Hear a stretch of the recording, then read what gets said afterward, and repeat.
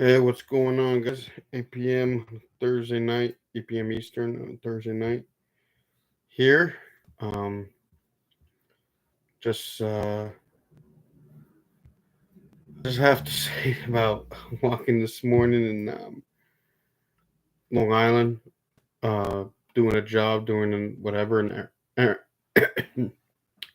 errand that I had to do, and I see this guy with a broom, and I make a joke because the Knicks are up 2 against Boston, and this guy had his green broom with the bottom of the broom, the I guess the feather, and it was painted green. And I asked him, "Oh, you guys, you have the broom for the Knicks?" He goes, "Yeah." He was dead serious. I was like, "You got that broom for the Knicks? You literally got the broom for the New York Knicks for the Knicks for today?" He goes, "Yep." And I see why it's green. Is it green for a reason? He goes, "Yes, it's green for a reason." The Knicks are up 2-0. People still don't expect the sweep, but the fact of the matter is that it can happen. You're going to the Garden now.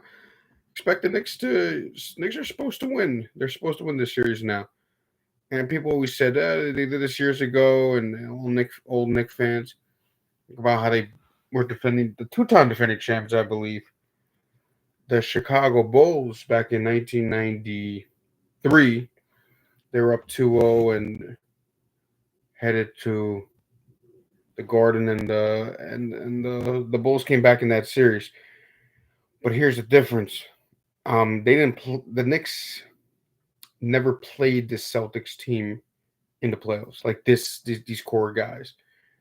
They played the Jordan Bulls in '92, I believe. Um, that's what I'm gonna say. Wow, I'm getting tired fast. So I think the Knicks have been the better team, a more resilient team, most disciplined team, better coach team, all of the above. I don't know. I see like a team that's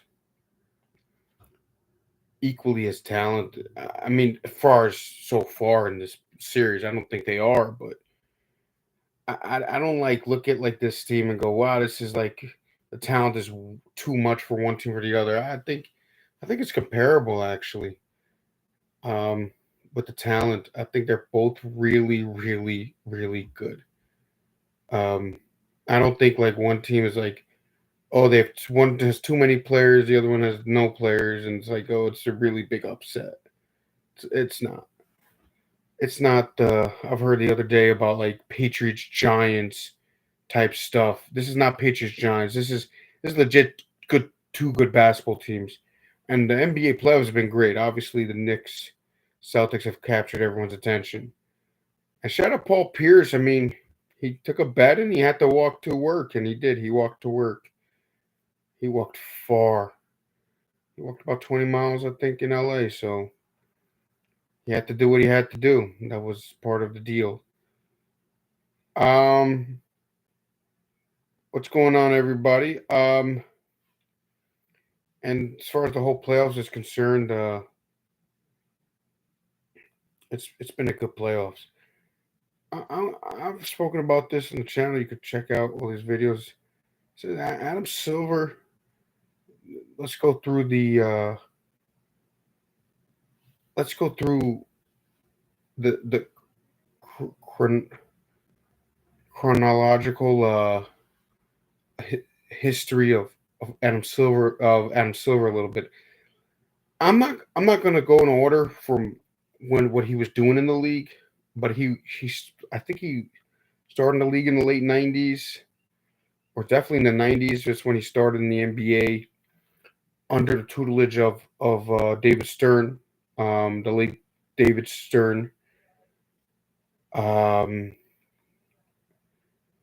may God whatever may he rest in peace, or God what God judge him only. David Stern was a great marketer. David Stern to me was the best marketer, and but David Stern was a simple Goliath at all costs type of guy. Um, everything had an effect from the top. If the top wasn't good and the top of the foundation, which he thought the top of the foundation, but he thought it was a trickle down. He wanted a trickle down NBA. So a trickle down NBA is the best teams, the biggest markets, the biggest um the the biggest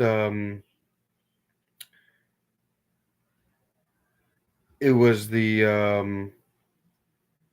right, the biggest players, the biggest markets. If they win, everybody gets paid, everybody eats. And there's some truth to that. There's definitely some truth to that. But at Silver is more of the guy, and everybody complains about equality and generalization, whatever. Adam Silver is more of a guy that says, no, if you split everybody with 30 guys, there won't be a trickle effect. Everybody will get the money and it'll be spread apart. That's the difference between Adam Silver and I think David Stern. They're both great businessmen. I don't think Adam Silver is the greatest marketer, um, but he has been better. His first CBA contract was like pay the players as much as you want, but it was a first mistake because it was his first CBA deal. Remember, the last CBA was David Stern, and I know Adam Silver was on all those meetings, and everybody kind of knew he was next. Everybody who saw everything, he was announcing second round picks forever and ever. And when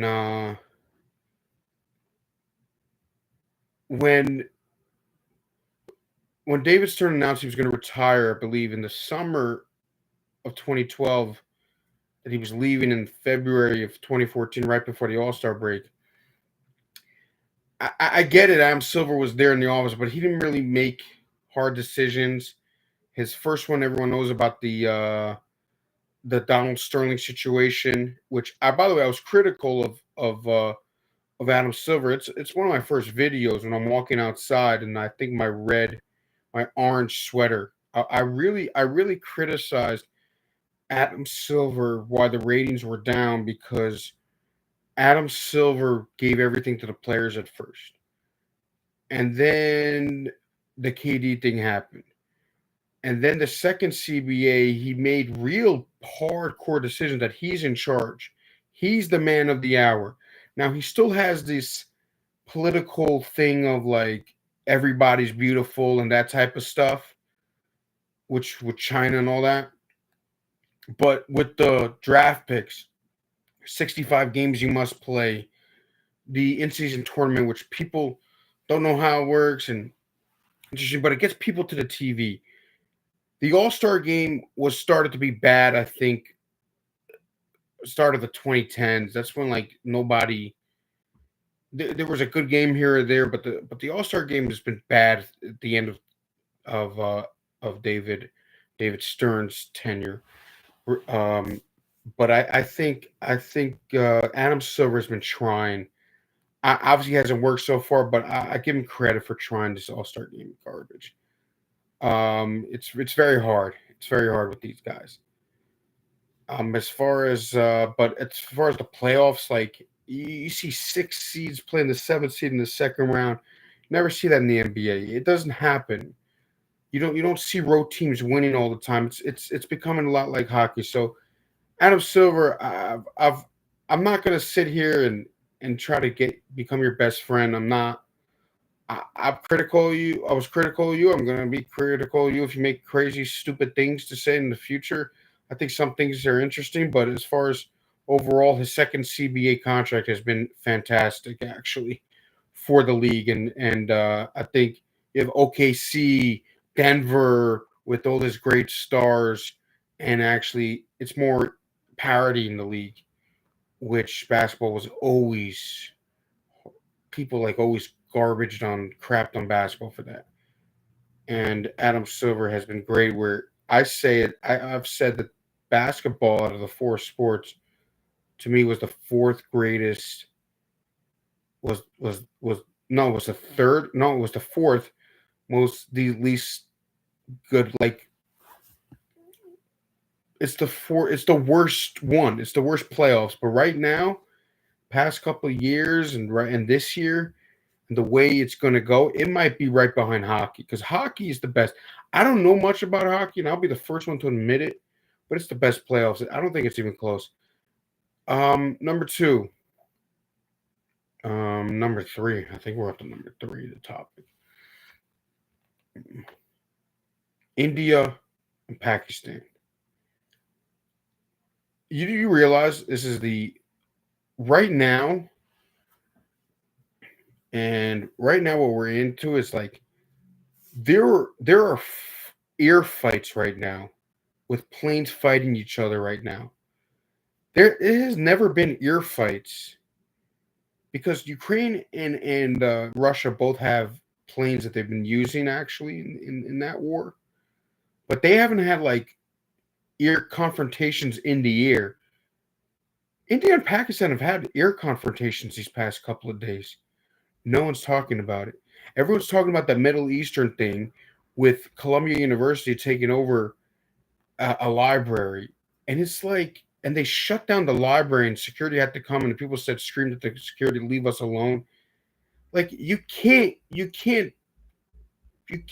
invade and hostage like a library. You can't do that. You can't take over a freaking library and vandalize a library or cover books for your cause. You can't do that. But whatever. But why is that more important than ear fights going on in India, Pakistan? Because the simple truth is that you're addicted. You're addicted to a certain race. That's all you are. That's all you care about. Other races, you don't give a darn about anybody. But you give a darn about one race when one race actually works hard, might work hard, enjoys life, has families, and just wants to live peacefully. You don't like when one race wants to actually live peacefully and just help everyone else. But that's just how it is. That's just how it is. And everybody says, "Oh, they control this. They control the moon." They never landed on the moon. Neil Armstrong did. Never landed on the moon. The founding fathers, none of them were them. No, no. Think about anything else, and they go, "Oh, the Americans, the top of the Americans. Elon Musk is the richest one who lives in America. He's not one of them. Who else? I mean, yeah, you're gonna say Vegas. Fine, fine. I'll give you that. Bill Gates. No. Michael Bloomberg. Yes. Think about like who else? All this climate change. Al Gore? No, absolutely not. Like nothing to do with them. Nothing. So you keep doing this every time, and then you go like movies. Well, all these actors and actresses, da da da da da, and you go, but hold on a minute. Who started all this film stuff? Wasn't started in Edison, New Jersey? That was not. Yeah, that wasn't. They weren't very vibrant over there at that time. So who are you talking about? Like most of them are not. So that's what I say. I mean, everybody wants to live rent free in their heads with that. They live rent free in everyone's head, and that's just what you just don't like. You don't like that part. Um, who else is on the stream? No one's here, but you don't like it, and that's just how it is.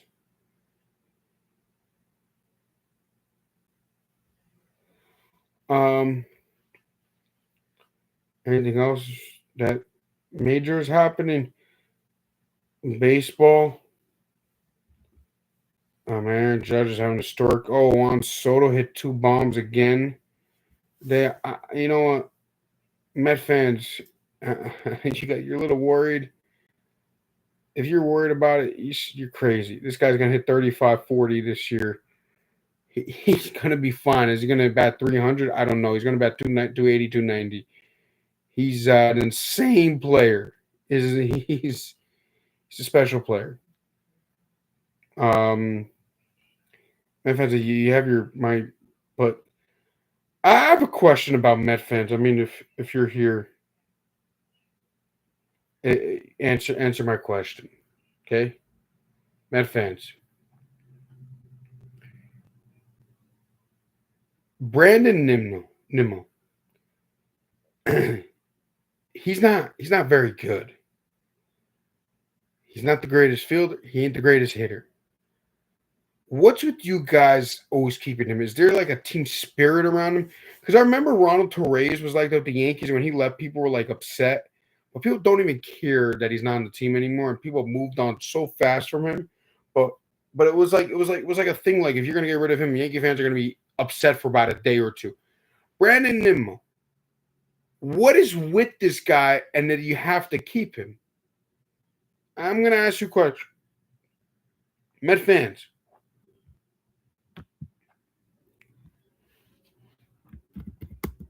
Met fans, please answer me.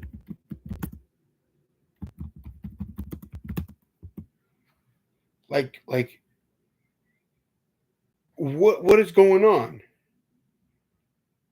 You guys, you guys have the love fest for him. And I get it if you're grown born man. I don't know. I just don't know. I mean, like, is it Brett Gardner? But Brett Gardner was always a solid player till the last 3 years.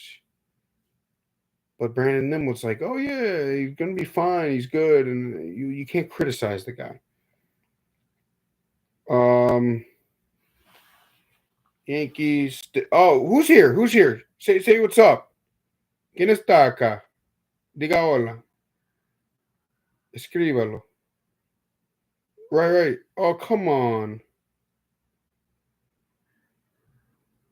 Um,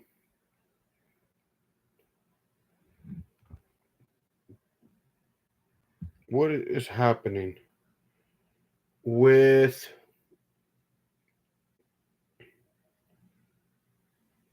the Yankees, the Mets? I think we covered everything. That's it. Thank you so much for watching. Have a great rest of your night.